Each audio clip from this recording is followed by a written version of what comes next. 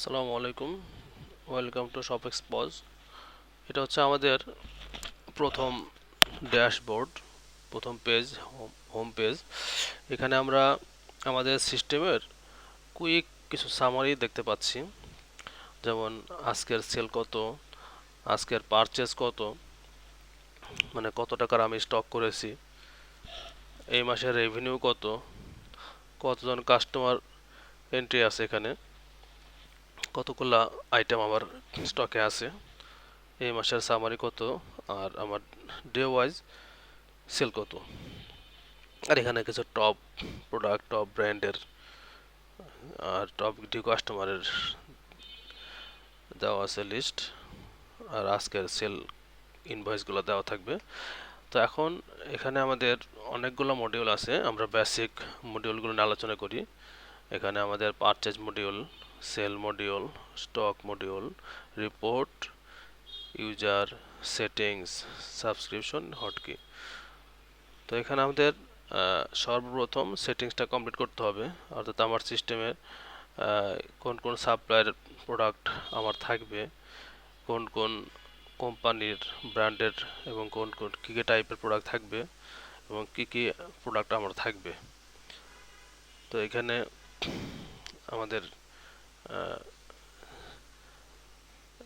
বাম পাশে আমরা ব্র্যান্ড অ্যাড করব, ডান পাশে আমরা টাইপ অ্যাড করব।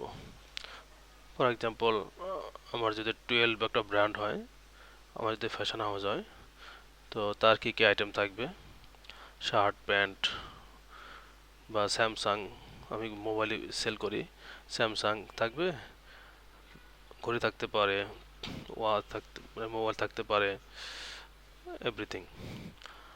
আর প্রোডাক্টের ভিতরে আমি যখন আমার বিভিন্ন আইটেমের প্রোডাক্ট যখন অ্যাড করব, তখন আমাকে এখানে ব্র্যান্ড সিলেক্ট করে ব্র্যান্ড এবং টাইপ সিলেক্ট করতে হবে, দেন এখানে টাইটেল।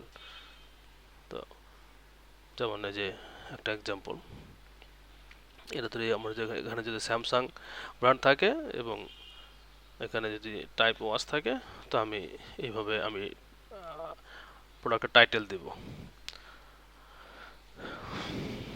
এখানে আমাদের সেটিংসটা হচ্ছে একদম শুরুতেই আমরা করব, এরপরে আমরা যখন স্টক করব, যখন সেটিংসটা হয়ে যাবে তখন স্টকে যাব, তখন আমি আমার বিভিন্ন প্রোডাক্ট, তাদের কেনা প্রায় ক্রয় প্রাইস এবং আমার খরচ সহ কত ক্রয় কেনা পার পিস কত খরচ হয়েছে, অর্থাৎ টিপি হচ্ছে আমার সাপ্লায়ারের কাছ থেকে কত করে কিনলাম, আর সিপি হচ্ছে আমার টোটাল খরচ সহ পার আইটেমে আর পিসে কত করে খরচ পড়ছে, আর আরপি হচ্ছে আমার রেভিনিউ পার ইউনিট, যে কত করে আমি সেল করব। এটা হচ্ছে ট্রেড প্রাইস, এটা হচ্ছে কস্ট পার ইউনিট সিপিও, দেন আরপি হচ্ছে revenue per unit. For example, আমার এখানে যদি কোনো, যেমন ধরি আমরা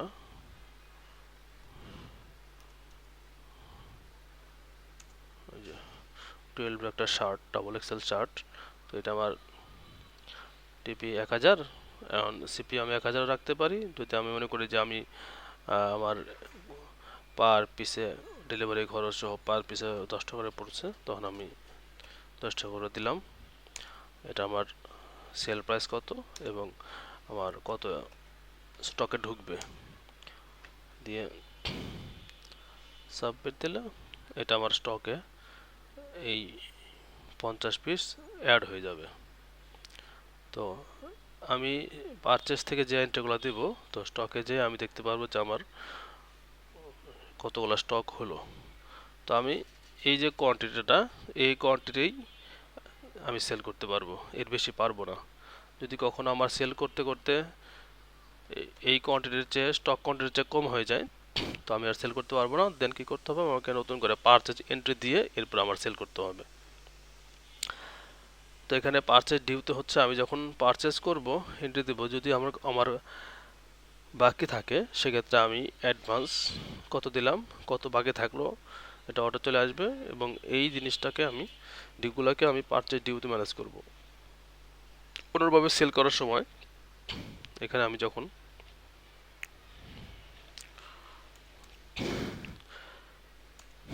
সেল করব,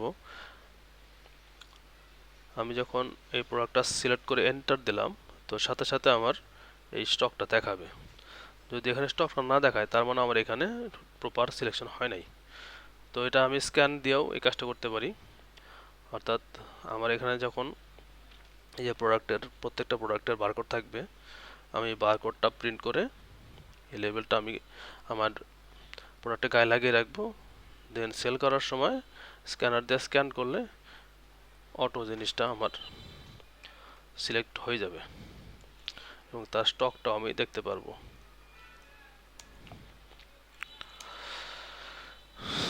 এরপর আমি সেল করব।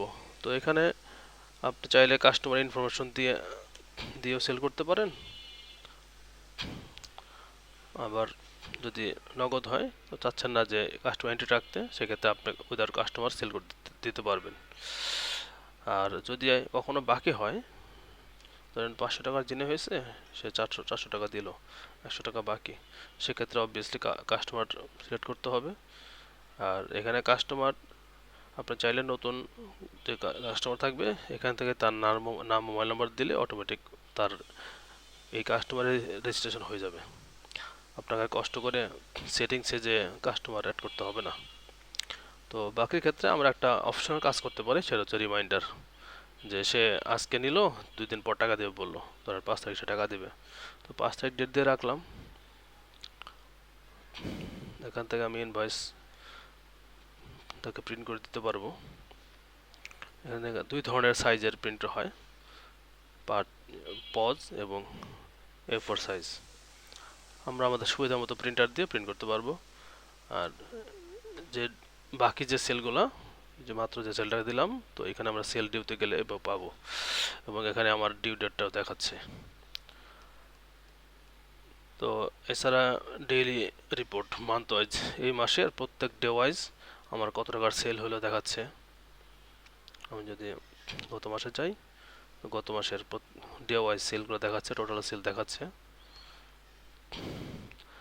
আমার সাপ্লায়ার ওয়াইজ আমার টোটাল সেল কত, বিভিন্ন ডেট রেঞ্জের মধ্যে আমি দেখতে পারবো।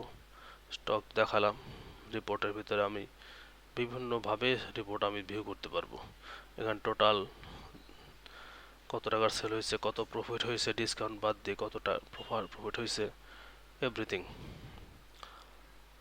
আর এখানে ইউজারের মধ্যে তো বললাম, ইউজারের ভিতরে আপনার ইউজারের ম্যানেজমেন্ট, ইউজার অ্যাক্সেস পারমিশন দিতে পারবেন। সেটিংসে তো আপনি সেটিংস আপনার সাপ্লায়ার করবেন। কাস্টমার এখানে আপনি দেখতে পারবেন যে কোন কোন কাস্টমারের কাছে আপনার পাওনা আছে, এবং এখান থেকে চাইলে নতুন কাস্টমার আপনি এন্ট্রি দিয়ে রাখতে পারেন আগে থেকে যদি আপনার থাকে। আর হটকিতে আপনার বিভিন্ন শর্টকাট কি আছে যেগুলো দিয়ে আপনি উইদাউট মাউস ভিজিট করতে পারবেন। আর যদি কখনো রিলোডের প্রয়োজন হয় তখন এই সিঙ্কে ক্লিক করে রিলোড হয়ে যাবে। আর যদি চান যে আমি সেশন বা ক্যাশ রিমুভ করব, তো সেক্ষেত্রে এখানে যে সাবস্ক্রিপশন ট্যাবে যে রিফ্রেশ বাটনে ক্লিক করলে আপনি অটো লগ আউট করে দেবে এবং সেশন ক্যাশ সব রিমুভ করে নতুন করে আবার স্টার্ট করতে পারবেন। জি, আসসালামু আলাইকুম।